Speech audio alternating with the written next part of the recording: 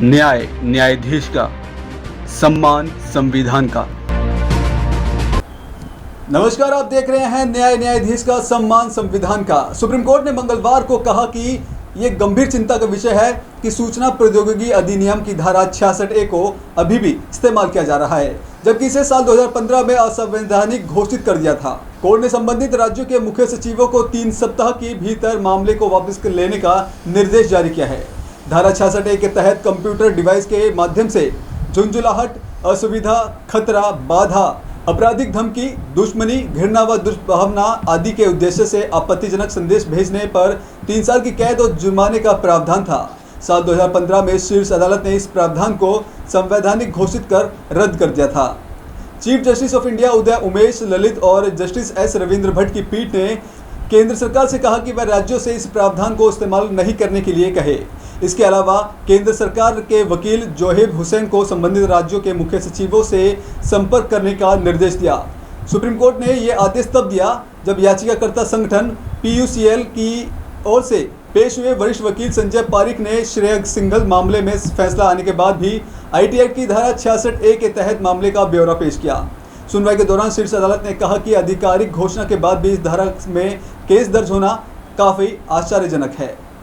पीठ ने केंद्र और राज्यों के मुख्य सचिवों से संपर्क करके जल्द से जल्द उपचारात्मक उपाय करने के लिए कहा। साथ ही सभी राज्यों और हाई कोर्ट को नोटिस भी जारी किया। पीठ ने कहा कि अदालत अब इस मामले पर 3 हफ्ते बाद ही विचार करेगी। याचिकाकर्ता संगठन UPCL ने दावा किया कि सुप्रीम कोर्ट के फैसले के बाद भी देश में हजारों मामले दर्ज किए गए हैं। इसमें झारखंड में इस प्रावधान के तहत 40 मामले अदालत में लंबित हैं, जबकि मध्य प्रदेश में 145 मामलों पर राज्य मशीनरी ने संज्ञान लिया और 113 मामले अदालत में अभी भी लंबित हैं। पिछले साल 5 जुलाई को भी शीर्ष अदालत ने कहा था कि यह चौंकाने वाली बात है कि IT एक्ट की धारा 66A को हटाने के बाद भी लोगों पर केस दर्ज हो रहे हैं। सुप्रीम कोर्ट ने मंगलवार को केंद्रीय गृह सचिव अजय कुमार भल्ला के खिलाफ अवमानना मामला बंद कर दिया। गृह सचिव के अधिकारियों की पदोन्नति के लिए यथास्थिति बनाए रखने को लेकर 15 अप्रैल 2019 को यह आदेश का उल्लंघन पर अवमानना हुआ था।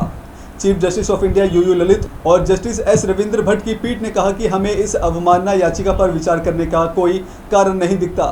सुप्रीम कोर्ट ने अटॉर्नी जनरल के वेणुगोपाल और याचिकाकर्ता देवबंद साहू की ओर से पेश हुए कुमार परिमल को सुनने के बाद ये आदेश पारित किया। सुप्रीम कोर्ट के दायर हलफनामा में भल्ला ने कहा कि ये कोई अवमानना नहीं हुई। सुप्रीम कोर्ट ने कहा कि अपराध की गंभीरता उचित सजा तय करने के लिए प्रमुख विचार होना चाहिए। यदि सजा को न्यूनतम तक कम करके अनुसूचित सहानुभूति दिखाई जाती है तो यह कानून लोगों की आस्था पर प्रतिकूल प्रभाव डाल सकता है। शीर्ष अदालत ने कहा कि अदालत को हमेशा सजा की गंभीरता और परिस्थितियों पर गौर करना होता है। जस्टिस सूर्यकांत और जस्टिस AS ओका की पीठ बॉम्बे हाई कोर्ट के एक फैसले के खिलाफ सुनवाई कर रही थी। सुप्रीम कोर्ट ने सजा को 1 साल के अलावा 6 महीने के लिए बढ़ा दिया। दरअसल 1992 में हाई कोर्ट ने 4 अभियुक्तों की सजा को 3 साल के लिए घटाकर 1 साल कर दिया।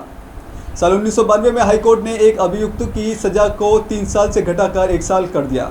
शीर्ष अदालत ने अपने फैसले में कहा कि अभियुक्तों में से एक की मृत्यु हो गई है और शिकायतकर्ता द्वारा दायर अपील उसके खिलाफ समाप्त हो जाती है। यहाँ तक कि सजा का संबंध है, न्यायिक विवेक हमेशा विभिन्न विचारों द्वारा निर्देशित होता है, जैसे कि अपराध की गंभीरता, परिस्थिति जिसमें अपराध किया गया था और अभियुक्त की पृष्ठभूमि। पीठ ने पाया कि अपीलकर्ता के शरीर पर 11 जख्म थे, लेकिन गंभीर जख्म के बावजूद निचली अदालत ने इसे गंभीरता से नहीं लिया था और महज 3 साल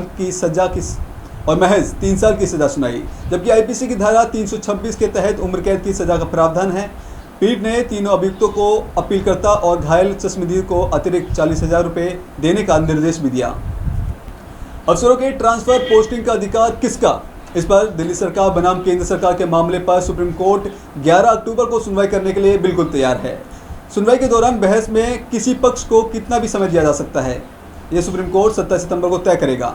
सुप्रीम कोर्ट में इस मामले की सुनवाई पेपरलेस होगी। संविधान पीठ के सामने पहली बार पेपरलेस तरीके से सुनवाई होगी। सुप्रीम कोर्ट की संवैधानिक पीठ पारंपरिक भारी दस्तावेजों के बिना सुनवाई करेगी। संविधान पीठ याचिका और दस्तावेजों की सॉफ्ट कॉपी का उपयोग करके मामले की सुनवाई होगी। जस्टिस DY चंद्रचूड़ ने कहा कि इस मामले की सुनवाई ग्रीन बेंच की तरह होगी, कोई भी फाइलें या पेपर नहीं लेकर आए। इस संबंध में वकीलों को रजिस्ट्री 2 दिन की ट्रेनिंग भी देगी। Justice D.Y.. चंद्रचूड़ की अगुवाई वाली 5 जजों की संवैधानिक पीठ इस मामले की सुनवाई कर रही है। पीठ में जस्टिस धनंजय यशवंत चंद्रचूड़ के साथ justice M R. Shah, justice Krishna Murari, justice Hima Kohli और जस्टिस पी.एस. नरसिम्हा शामिल हैं। सुप्रीम कोर्ट के 3 जजों की पीठ ने 6 मई को इस मामले को 5 जजों की पीठ को भेजा था। केंद्र सरकार की ओर से संवैधानिक पीठ को मामला भेजे जाने की मांग की गई, जिसे कोर्ट ने मंजूर कर लिया था। दिल्ली सरकार और केंद्र सरकार के बीच दूसरी बार संवैधानिक पीठ में सुनवाई हो रही है। 28 अप्रैल को अदालत ने अफसरों की ट्रांसफर पोस्टिंग यानी सेवा मामला संविधान पीठ को भेजने पर फैसला सुरक्षित रख लिया था। केंद्र की दलील थी कि साल 2018 में संवैधानिक पीठ ने सेवा मामले को छुआ नहीं था, इसलिए मामले को 5 जजों की पीठ को भेजा गया है। दिल्ली सरकार के वकील अभिषेक मनु सिंघवी ने कहा कि केंद्र के सुझाव के अनुसार मामले को बड़ी पीठ को भेजने की जरूरत नहीं है। पिछले 2-3 सुनवाई के दौरान केंद्र सरकार इस मामले की संविधान पीठ को भेजने की दलील दे रही है। बालकृष्ण समिति की रिपोर्ट पर चर्चा करने की आवश्यकता नहीं है, क्योंकि इसे खारिज कर दिया गया है। न्यायाधीश के इस कार्यक्रम में फिलहाल इतना ही। देखते रहिए W2H न्यूज एक भारत। न्याय न्यायाधीश का, सम्मान संविधान का।